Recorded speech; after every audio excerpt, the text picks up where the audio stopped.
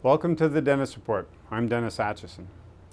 A federal election is looming on the horizon. This is the end of July and the election will be sometime in October. A question emerges.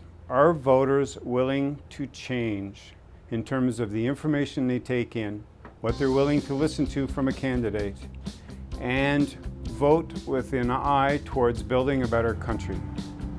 In the past, voters tend to have a habit of voting for someone who will do something in return for them. Has the time come to listen to candidates and their ideas on how to build a better country? Today's guest will help us explore how that could be.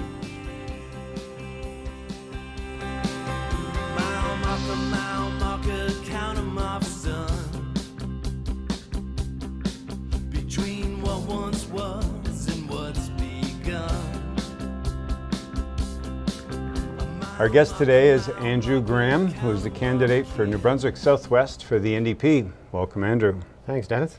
It's been a fun warm-up. So an election's coming. We're recording this at the end of July. The election is early October, mid-October? Yeah, October 19th is election day, and who knows when the writ will be dropped. There's been speculation that it could be even in August. So do you find it odd to be doing election-type things well in advance now that we have a known election date? Not too out of place. Twice before, during minority governments, I've been a candidate for as long as a year and a half. Really? Oh yeah.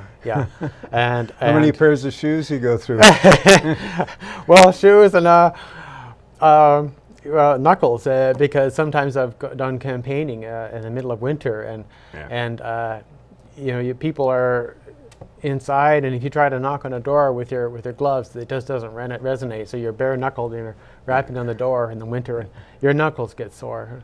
The trick is to rural areas like this. A lot of rural areas, I wear pants that my dog has rubbed up against, and then the dog on the farm or whatever, the household, they'll smell me and they know I'm legitimate. I'm okay. Yeah.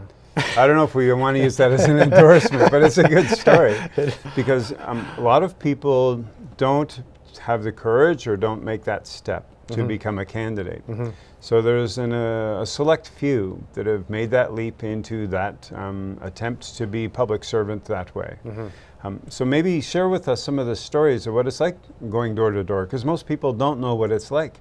They think they know, and in typical, people will say, oh, they never came by my door, but it's near impossible to get to everybody's door. It is near impossible. There, in this riding alone, there are 50,000 voters, give or take. And it just depends on the demographics from year to year. And a lot of those are in rural areas. And it probably takes, if you can imagine, 10, 12 times longer to go through a rural area than going door to door in St. Andrews or St. Stephen. But you're right, it's important. People, they connect with you more when you've had a chance to talk to them firsthand. And sometimes I've gone out well before an actual election campaign in the middle of winter, ice and snow, and they'll say, well, what are you campaigning for now? And I say, well, there's only so much time in a federal election, a matter of weeks. And I said, that's not nearly enough time for me to get out and get to know people. And even then, in a campaign, there's no time to really further, get started on a conversation, any kind of meaningful conversation. So throughout the riding, I've gone to different places where they haven't seen a candidate for 20 years or heard of one going on their street. And at least I'm able to have a conversation with them for, 5 or 10 minutes, enough for them to unload some questions that have been bothering them. And that's important. Do you ever get, in a full range of experience, do you ever get someone that would say, go away, you're bugging me, or you're invading my space, or, we're having supper now? Yeah, I mean, it's understandable. If they're busy having supper, or I don't want to bother people, I don't want to inconvenience them. I'll say, here, just feel free to give me a call if you have any questions. And if they're not is it just uncomfortable? You know, I understand that. I'm an introvert, actually. People don't believe it. Even Oh no, it makes sense. Because you can do things that are out there, but introverts draw their energy from being quiet and alone. yeah. It's not that they don't like being around people, it's where they draw their energy from. Yeah, yeah. Even Jimi Hendrix was an introvert. So was Miles Davis. Yeah, Yeah. a lot of performers. But we also need our downtime, and especially after an all candidates meeting, where I'm just the ideas, they just have to sizzle. You're just there's a lot of nervous energy pumping through your brain to answer questions and get it right. And afterward, I know sometimes I'll just be buzzing for a while, but I'm buzzing in quiet and solitude. Yeah. Yeah. Back to the door-to-door. Do you have a story or two where something really fun, nice surprise happened with the door-to-door? Not someone that necessarily supported you, but just one of those random moments that was, wow, what a good day, and how much fun it was to have that conversation with that person. Do you have any standout memories? Well, there's one. There's quite a few different ones. Obviously, there's somewhere. I remember it was near the end of a day up in Cambridge Narrows, and it was getting dark. It was winter, and I knocked on someone's door, and I'm a bit surprised people open the door to a stranger, but I've got my button, and she invited me to go sit down in her kitchen, and she said, "So what do you think we should do?" Like, and it's like she was continuing a conversation that we'd already started. And we both felt so relaxed, and it was kind of eerie. It was like she was expecting me to drop in, and was so unguarded. Yep. And yet the other side of that is I've had people who will snarl at me, and I remember in Wickham, and I'm going like, I'm not getting paid for this. I've got renovations to do and money to make, and I mean, just sometimes you just want to have a good time on your own. But they don't realize I'm sacrificing time to go door to door. So there's this woman, she practically snarls at me. She said, "You're all the same. You're all a bunch of liars and cheats." And I said, "I'm a candidate. I'm a carpenter and a woodworker. I know what it's like to pay the bills, and I'm just like you." She said, "Yeah, but you'll get corrupted anyway." And it's how do you fight that cynicism? So the media will pay much attention to platform policies, recent history and performance of governments, etc. Do you ever feel that the real underlying issue is what you just touched on there? That people have this snarl and snap. You become a candidate from your everyday life. It's like you put a bullseye on your shirt when you decided to go out the door that day. How do we get at the dissonance or the disconnect with 40% of the population that refuses to vote, or just doesn't want to vote, or just doesn't care? Do you have thoughts? Because you're about to jump right into the middle of all of that again. Yeah. It's something I've been addressing from the first time I ran. And I ran provincially as well. And I remember people snarling at me. And part of my response was just to say to them, I understand why, and I don't say that just gratuitously. I do understand. Why do you think I'm running? And I've had to show people, look, see, I show them I've got calluses. And sometimes one campaign, I wore my work boots just because they're more comfortable than dress shoes. But I'm telling them, I'm just as disappointed and frustrated at what our government has become as any of the people that don't vote. But unlike them, I feel a need, I could say even a desperate need to turn things around.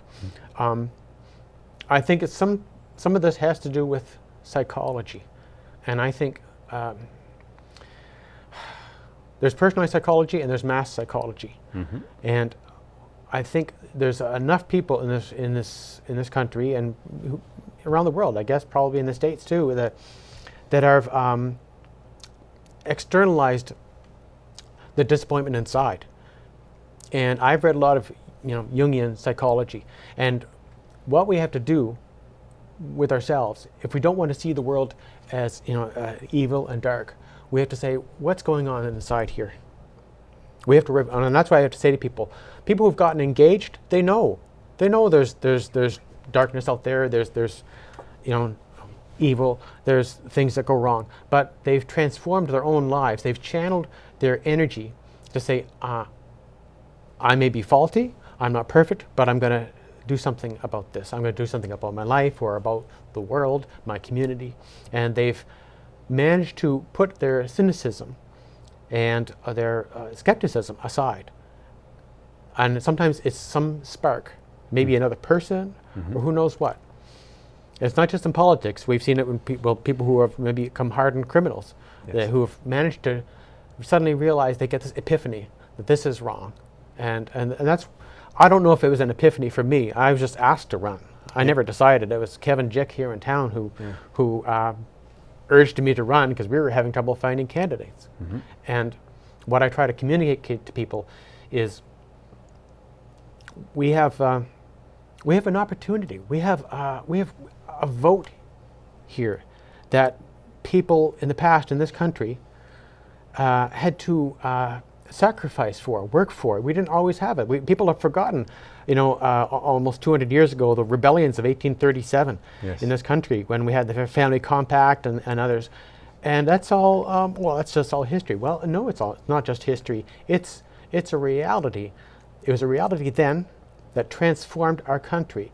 And different places in the world, we know they're still struggling to achieve the same kind of democracy and the control of the government that we could have if more of us voted.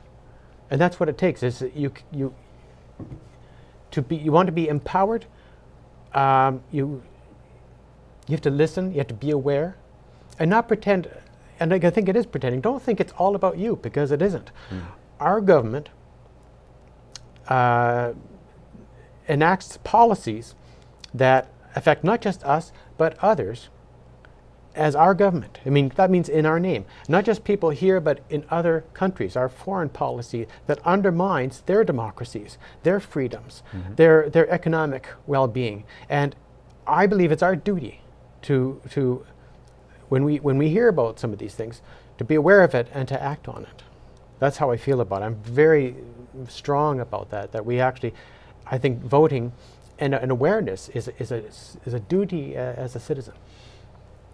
To wander back into connecting door to door and what it's like for you and any candidate that's out there, as well as the disconnect that some voters have with politicians, because the second they see a middle-aged man wearing a shirt and tie and a jacket knocking on their door during an election time, they're going to say, you guys are all the same. Yes.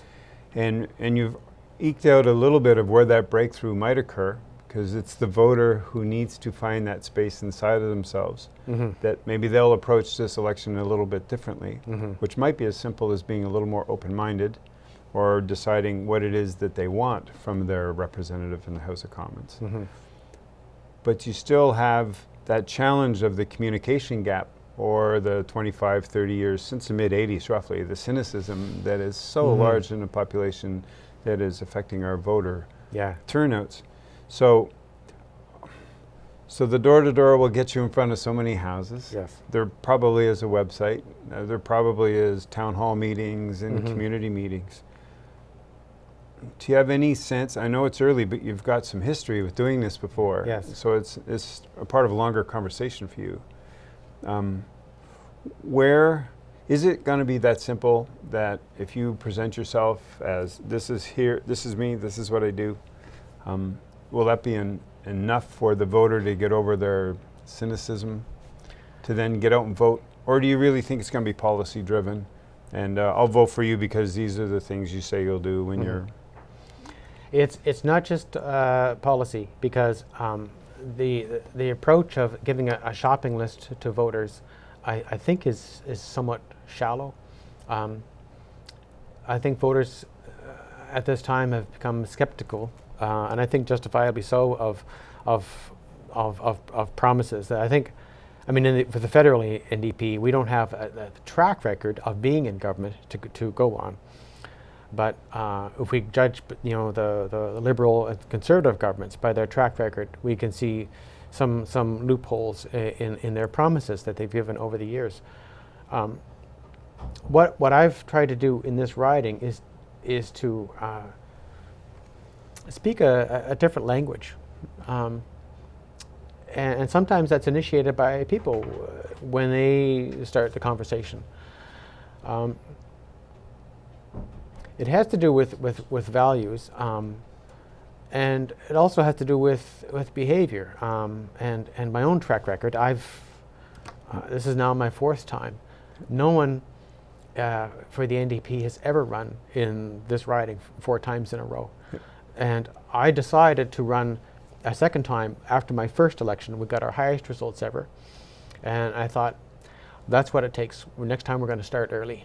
Mm-hmm. None of this messing around at the last minute. Because one of the things I've told people, hundreds of people, I've said, if we don't show by our actions, by our commitment, how devoted we are to our principles, how do we expect other people to adopt or take notice of our principles and our policies? If we don't show that same resolve and a sense of purpose ourselves. So I ran a 2nd time, and of course after election you get a little burnt out. Yes, it's high energy. If more people ran in an election, they would know. Yeah. They wouldn't take all this stuff for granted. Especially the last election, the 3rd. I thought that would be the last one, but I keep coming back. I don't know why. I don't know. Except I've invested so much time into understanding the policies, and I say not just when you talk about policy, not just like the 2-line policy, but understanding the background of the policies. And this comes from being with different organizations like the National Farmers Union, a really great grassroots organization. I admire their fighting spirit to protect small farms and rural communities. And they have a great website with all kinds of information and top-notch research. The Council of Canadians is another group. And of course the Conservation Council here in New Brunswick. And these things have informed me about not just how important the issues are, but how important it is to have someone fighting for those issues in government and putting them into effect. And so I keep coming back because that need is still there. And I don't know how long I'll keep doing it, but so far I figure, like I said about other countries, you hear about some candidates or people, activists in other countries being tortured or gunned down or whatever, disappeared, and I'm thinking, well, I get burnt out. Whoa, whoopee me. That's not much of a martyr card, getting burnt out. Risk factor. Yeah, I can go off and have do some gardening, chill out, do some carpentry, and after so many months or a year, I'm back. Sure, I've sacrificed some time, but I think it's worth it. It sounds like as an overview, your approach is more one of representation as opposed to being in power. So one of the ways political parties will debate or will present themselves during an election is vote for us and we'll do this. Mm-hmm. And that's an implication of power. Put us in power or we do these things back for you. Mm-hmm. That's the implication of a reciprocal arrangement of some kind. Mm-hmm. It also is quite divisive in its approach because you have to vote a certain way in order to get the return. Mm-hmm. Your approach sounds like you would rather be the representational model. So here's a set of values or principles. Mm-hmm. I'll adhere to them so you can always trust me while I'm performing for you or acting on your behalf. Mm-hmm. I'm glad you mentioned that. That's asking the voter to make a huge shift. Mm-hmm. It's like saying, vote this way, but we don't know what will happen in concrete terms. Because that's what the other entities will use. Yes. Say, we'll build these bridges, build these roads. But it sounds like we might be on the cusp of voting for other reasons different from predicted outcomes. Yeah. And thank you for wandering in, because the first question I gave you wandered into a pretty gray area. But that's a national conversation that needs to be had about why do people vote? Do they vote for predicted outcomes, or do they vote for a set of principles, and that will guide the outcomes? Yeah, and not just principles, but values. And sometimes those are reflected in concrete terms. Some of the things that we've lost in the past 4 years have been the Canadian Wheat Board, which was the manifestation of the values of many thousands of farmers out west. Yes. And there had been a kind of wheat board before that in the 30s. I don't remember the exact history of it all, but one of them went by the wayside, and then they refined it and rebuilt it, and they came up with a Canadian wheat board, which had stood the test of time for decades, and was a way of the grain farmers, wheat and barley farmers, to pool their resources and get a decent stake in the market where they'd always been vulnerable to these huge grain companies. And this was a single desk entity that gave them marketing power and some kind of equity in the market. And even though most of the farmers still supported it, over 60%, the Harper Conservatives unilaterally dismantled it and then almost gave it away to Bunge, which is an American company and a Saudi state-owned company. That was a Canadian success story. It's fascinating. Canadian wheat is one of the most. It's part of our identity. It is. It's a worldwide star in the grain market. Yep. Because it's highly rated. Yep. And grain, when it was dismantled, a bunch of Canadian farmers tried to repurchase it. Yep. And they were just ignored. Yep. So that's when it comes to values, the mixture between values and concrete actions as a portrayal of what the people wanted. And so I guess what I'm saying is it's not always so woolly. It isn't always just values and principles. It's sometimes gets pretty specific. Yeah, and here's an example. My father told me this. He was an engineer on the train when I was a kid. Freight trains, passenger trains, and all kinds of stories. Some of them sad stories about hitting animals, and in this one he told me he had looked out from the side of the engine, and he put on the brakes. Now this is a big train. It's going through the countryside. You're going 80 miles an hour. Yep. And he stomped back there with a rifle. He had kept a rifle up there in the engine room, and he walked back. And unlike me, he doesn't need glasses. He's very sharp-eyed, and also was a pretty good hand with a rifle. He grew up on a farm, and he always had a fondness for animals. He hunted deer for a while, as an adult, but he gave it up. Anyway, he comes back and he sees this deer caught in barbed wire fence. One of its eyeballs hanging out. It's mutilated. And all these people in their passenger cars there, they see what's going on. But he stopped that train going 80 miles an hour. Yeah. He put everybody on hold for a on moment. hold. Yeah, for a moment. Yeah, and he would have had to walk all the way back from. He can't just stop a train like that. Yeah, it'd be a mile. Yeah, he had to walk back there, Yeah. kill the animal, and then walk back and get the train started again. Yeah. So they're probably late 15 minutes. Yeah. To him, when he made that decision, Yeah. that was a concretization of his values, that he knew he could not sleep that night if he just kept that train going. He stopped, put that poor deer out of its misery. Yeah. And that was a lesson to me of sometimes when you have to make a snap decision, you have to have your priorities and your values in place to know where you're going to stand, because sometimes you have to make snap decisions. And that to me, that was an illustration of it. So you can feel it from a deeper place, and it guides your actions when you're in the moment and aware. This is awesome. Thank you. What I can picture is being in the House of Commons.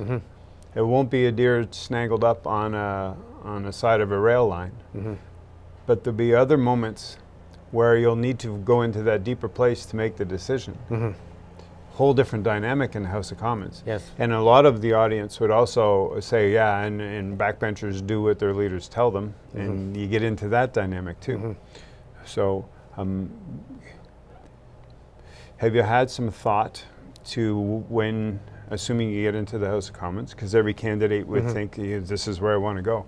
Yeah. To how you're going to dance that dance between your Yes. deeper feelings and the play that's going on at that moment in the House of Commons. I think the dance at some point might be a tango, and there'll be probably some tricky dance moves.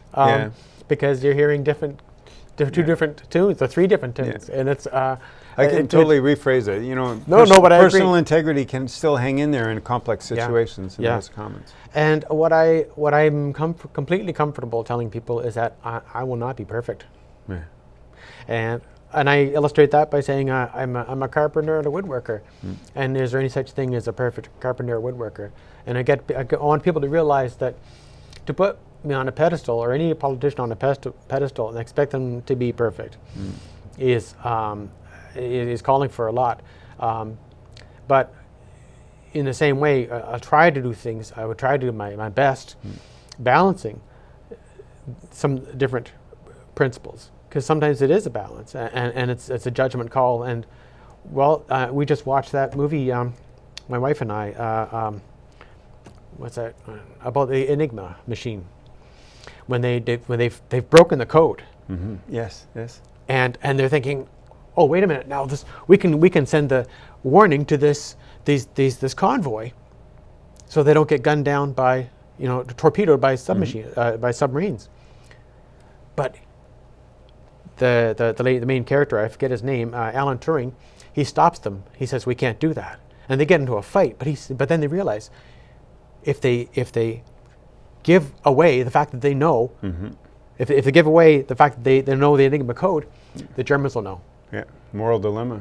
And they have to sacrifice those people.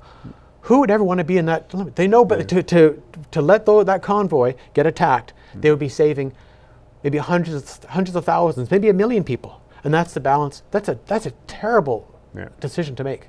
I wouldn't want it. Yeah. But as a politician, who knows what kind of decisions you'd have to make. Part of the responsibility. Yeah. We're going to take a little pause here. It's a perfect spot. Sure. And we're going to pick up the topic on the balance between responsibility, House of Commons, and responsibility back to the constituents in a second. That's good. So we'll be back in a moment. Julianne, how do you tell between what you give and what you sell?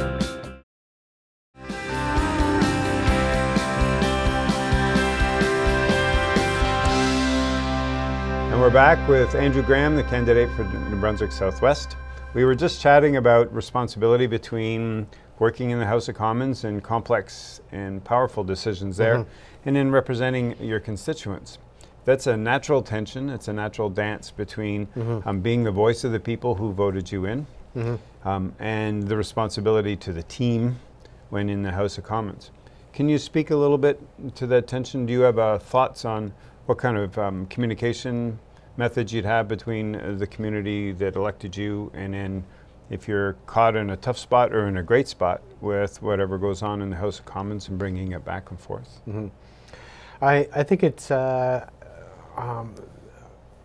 critical that on some issues that I bounce ideas back between the constituents and myself.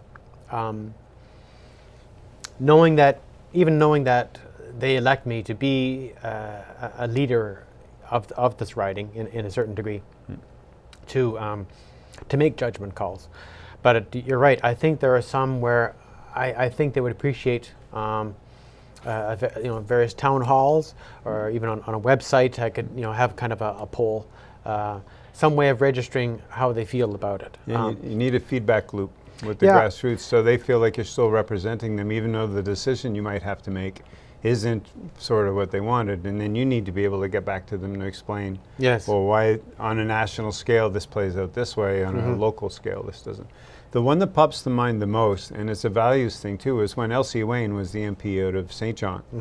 And it had to do with gay pride and all that stuff. And Elsie became famous and put us on the map one more time for standing up in the House of Commons and going, why can't they just stay home and shut up about it? And when challenged by media about those are your personal views, Ms. Wayne, but what about your constituents' views? Her comeback, if I recall correctly, was, I was voted by the people because of my values. So it's my values that represent them. And then the reporters went to town after that about how that resolved. But in a way, that narrative still exists today, not necessarily that topic, but that balance between the role of the MP to represent constituents and the role of the MP in the House of Commons to make good policy for Canadians. Thoughts about how to do that? Yeah, it's hard to do before the fact, but you've been at this 3 or 4 times now, so Yeah. you've wandered into it mentally at least. Yeah, it's Is it always a guess- rock and a hard place, or is there a way to make it better than? well,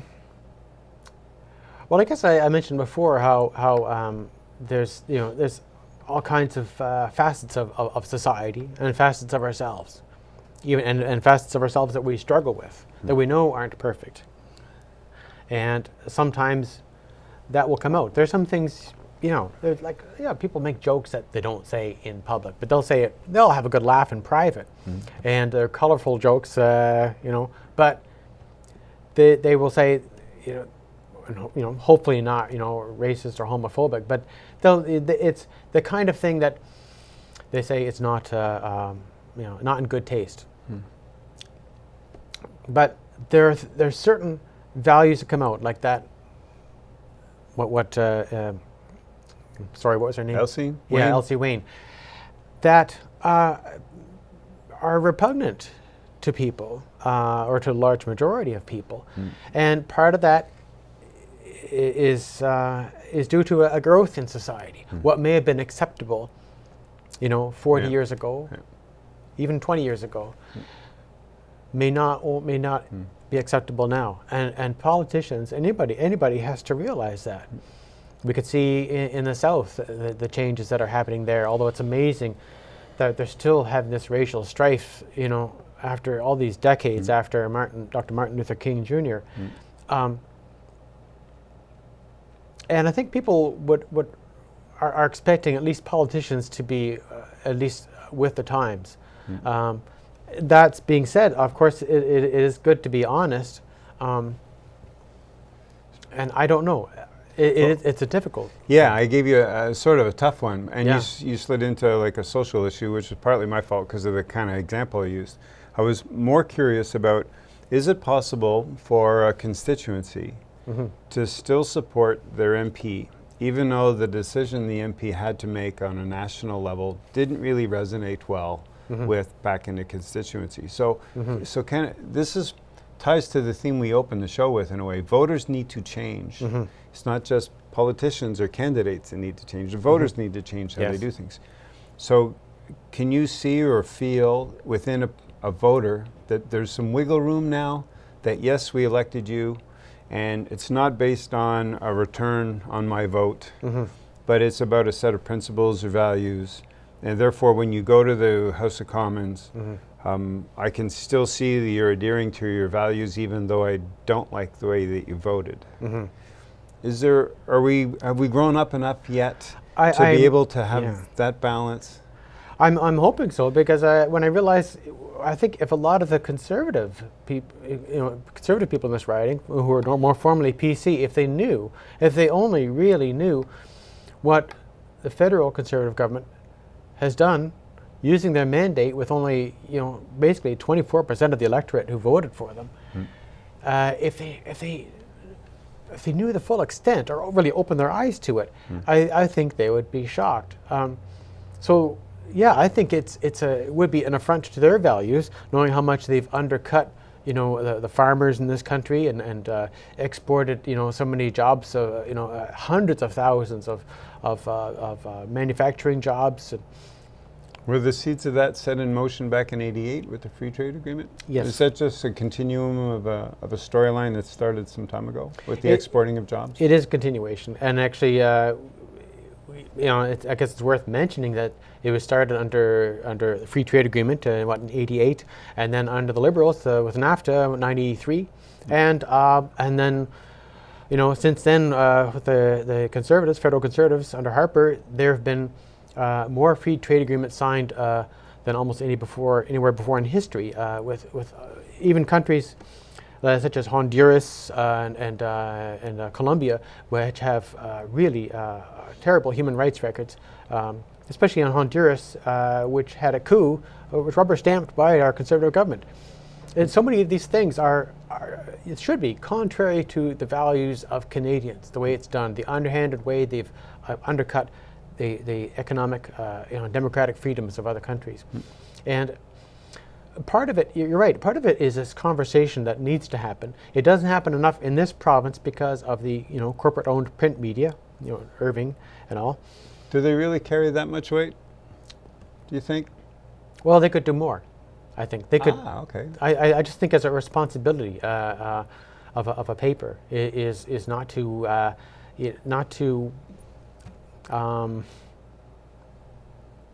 know it's their paper, but it's a public paper, and it should not be run as I think. As part of a provincial narrative that could be a little more inclusive, maybe. I think so. A little more open, or more the old school journalist thing. Yeah. But to challenge it a little bit, print media continues to die off. Yes. So there's fewer and fewer people reading the paper. So what are the other roles of media that could come up in order to make that better? And I want to go back also to that larger conversation you're talking about on a national scale. There was a time when Canada was ranked a certain way in the world. Yes. We're not anymore. No. You can pick any one of 10 different categories from the World Health Organization or the UN, or we used to be. Do you, maybe on a positive note, and it ties to the media work, because the conversation needs to change, the narrative needs to change. Do you see a way that Canada can remember itself from the 50s and 60s, when that planted some of the early seeds of what was Canadian? We got our Constitution, we got our Charter of Rights and Freedoms. Something shifted in the mid-80s as to how we organized ourselves. Is it time now for it to shift back to the values from the 50s and 60s? And that in turn helps us with World Health Organization or with local provincial media being more inclusive? There are a number of things that have to change. And one of them, just to get out of the way right from the start, is the corporate media monopoly in Canada. Senator Keith Davey started a commission back in 1970. Then there was the Kent Commission around 1980 or so. Then there was another one, I think, 15 years ago? I forget. And all of these commissions about media monopoly have done very little. And that has to change so that people have more of an ability to hear the straight news.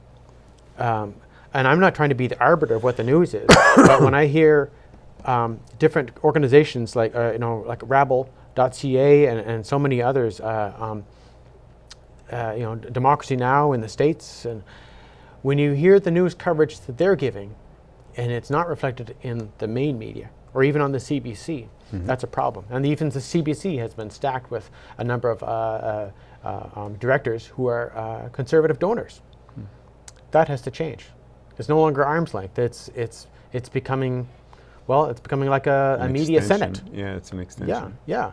So that has to change. The other thing is our growth as a country. We've realized now with the Truth and Reconciliation Commission, we've realized the crimes of our country against one of the most vulnerable people.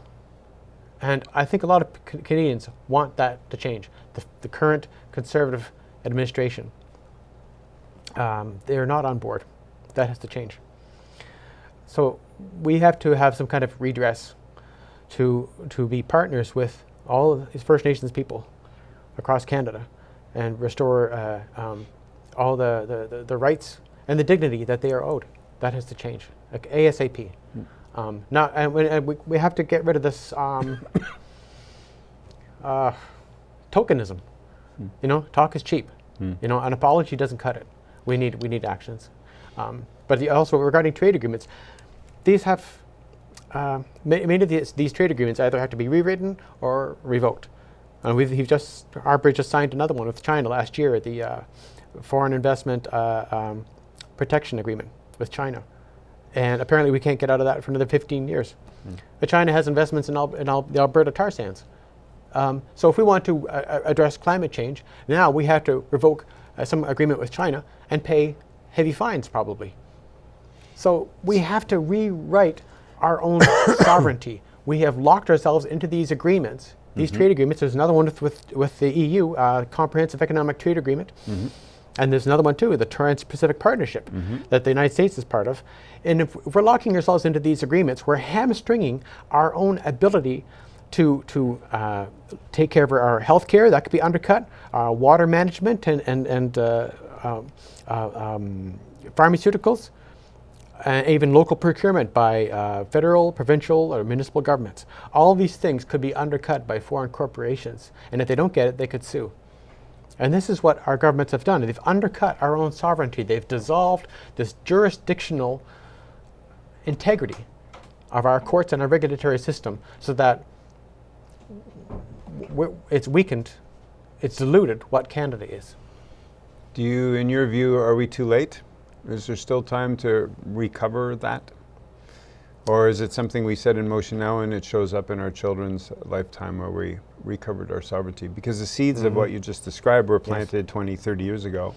It then becomes part of the narrative arc for a country. Oh, this is the way it is. It's a little bit like that science experiment on the fifth monkey, you know, where there's a banana hanging and there's a monkey who wants to go get the banana and 4 other monkeys are kept apart. And when the one monkey goes to get the banana, they hose the 4 other monkeys. So at some point, those 4 monkeys stop the fella from going for the banana. I haven't heard that one. Oh, and then over time, they switch the 4 monkeys so that the new monkey that joins the 4 with one remove one new one just follows the behavior of the pack. At some point, you've converted all of the monkeys.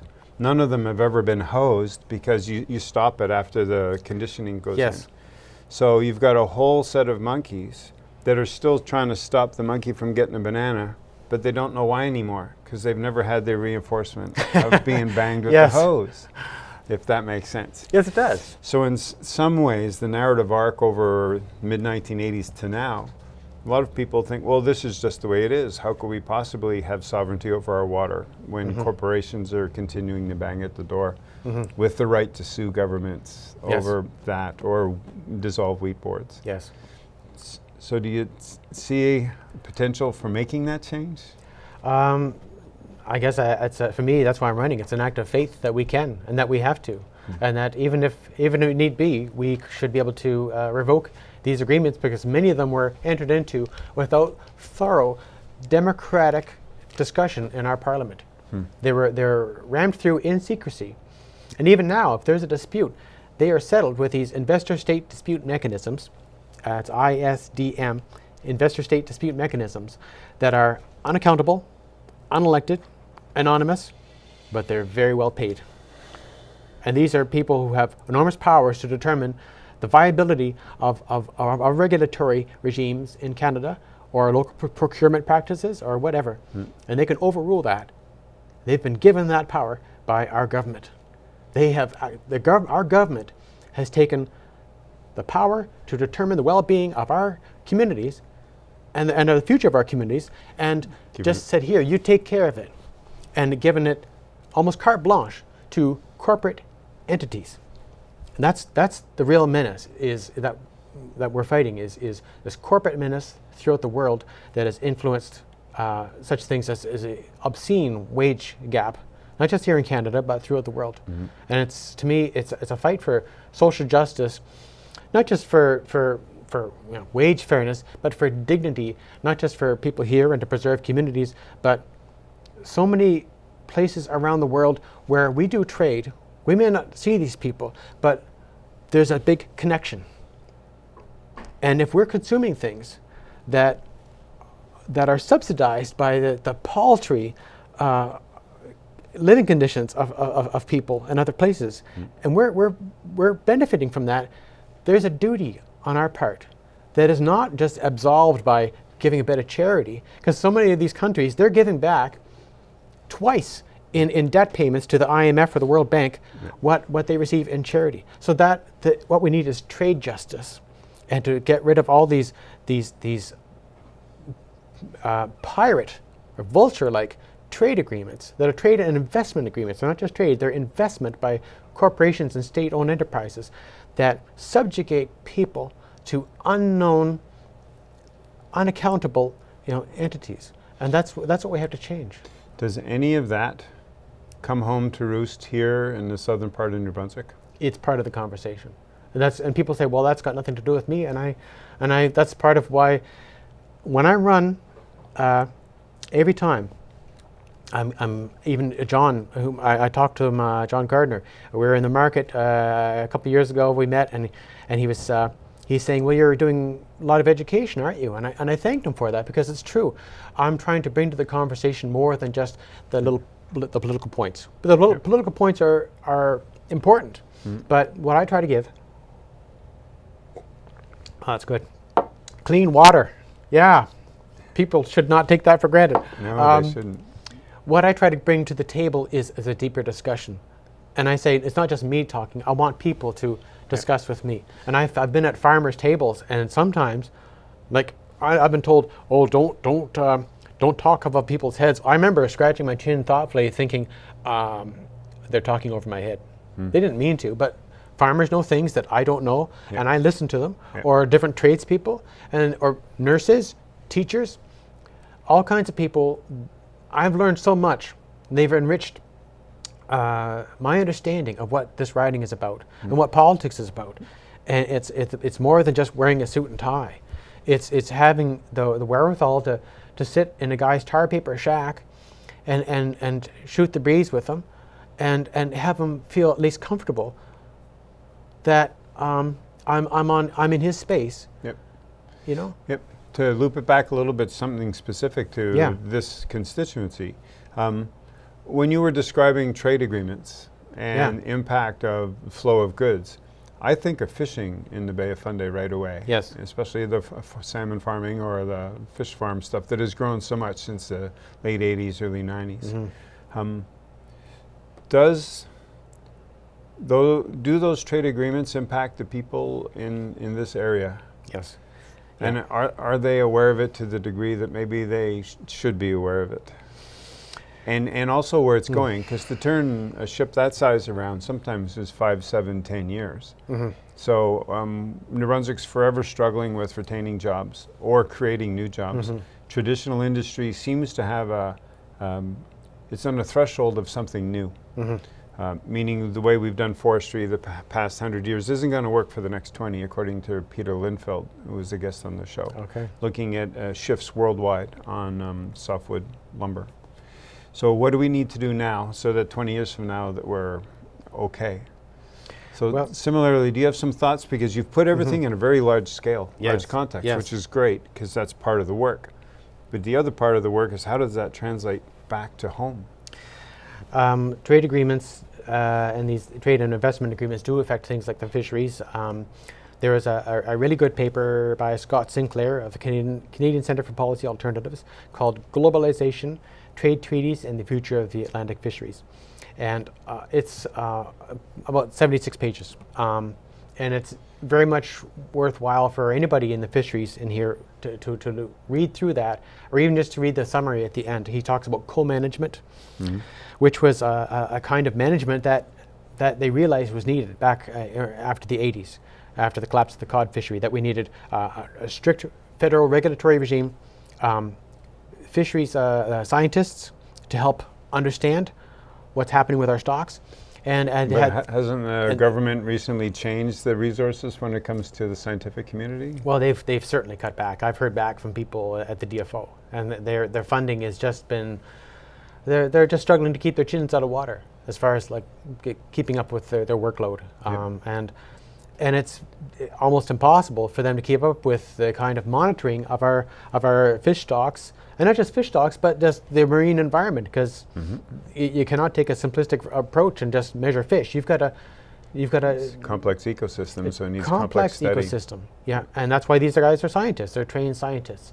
And what we've had recently, I guess Gail Shea, the federal fisheries minister, has announced a big breakthrough as far as helping the inshore fisheries survive. Now, I forget off the top of my head what it's called, but it was just made in the past couple weeks, I believe. That's fine, but it's going to take a lot of funding, like an increase in funding, so that the DFO can do their work. And the track record of the Conservatives has not been good as far as that. The same thing with our farms. the dairy industry. They have been, for years, we've had the supply management system. Yes. And it's provided stable milk and dairy prices and a kind of an inspection system that has yielded safe dairy products and stable, relatively small-sized farms. Now, we've been under pressure in trade agreements to dispose of that and also let in foreign imports. Well, we do allow some foreign imports, but we have tariffs applied to protect our own dairy producers because we don't export. Our dairy producers do not export elsewhere. We don't want to. I know but they don't want to because they don't want to play that game. Yep. But they're being undercut through protein food additives which are added to ice cream, cheese, yogurt, and it undercuts their market. Mm-hmm. So it's an unlevel playing field because in the States and in Europe, agribusiness is subsidized. It's not subsidized here. We have a stable market system. It's called supply management. And yet people think, oh, we're paying too much for our cheese and our milk. Not really. That's what it takes to have a safe, stable supply system and farmers who are able to make a decent living. The dairy farmers are one of the few sectors in agriculture where they can at least count on a decent living. There's a 2005 report from the National Farmers Union, and it's devastating. It shows throughout the whole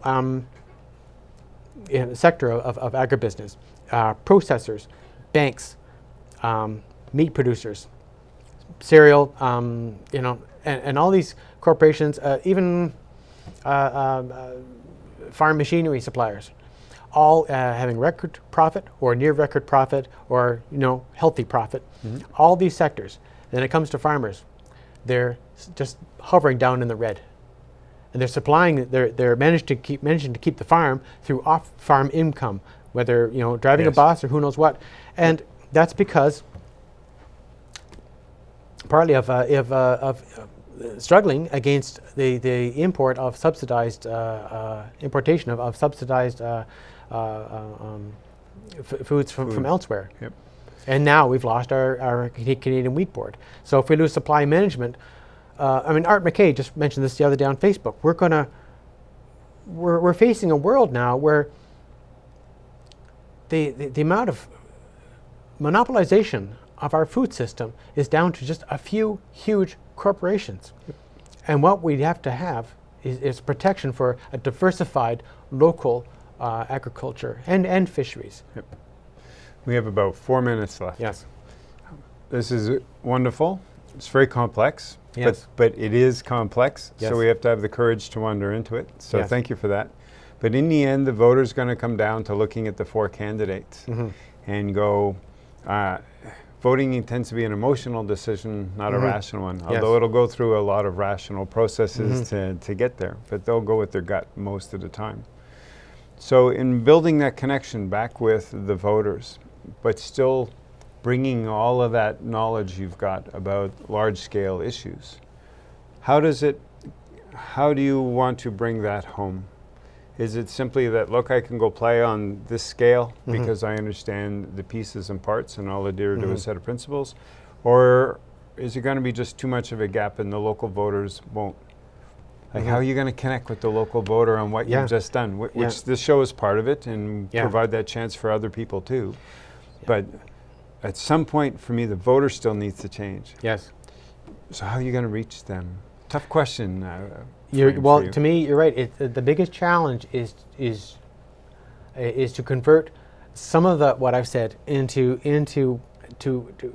condense it or distill it into manageable ideas in a couple sentences that they will be able to digest or resonate with. Yeah, because it gets into what's that got to do with me, which is what you mentioned earlier. But you have mapped out the past 20 minutes how it will come around to affect you.